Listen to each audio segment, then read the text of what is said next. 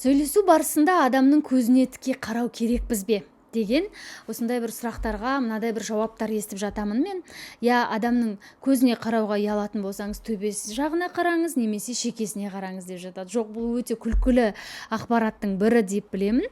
Адамға шын мәнісінде 50-60 секундтай қарасаңыз, залда, егер сіздің алдыңызда қалың қауым отырған болса, үшке бөлесіз сол бір үлкен залды, одан кейін бір бұрышқа жаңағы 50-60 секунд бір кісіге арнайы өзіңіздің бір ойыңызды айтсаңыз, екінші қатарға қарап тағы да бір ойыңызды айтасыз, үшінші қатарға осылай бөліп, бірақ жаңағындай алақ-жұлақ емес, жалтақ-жұлтақ емес, бір адамға 50-60 секундқа тоқтай білу керексіз. Яғни көзге тіке қараудан қорықпаңыз. Ешкім сізге көзіме неге тіке қарайсыз, неге сіз маған қарап айтасыз деген әңгіме айтылмайды ол жерде.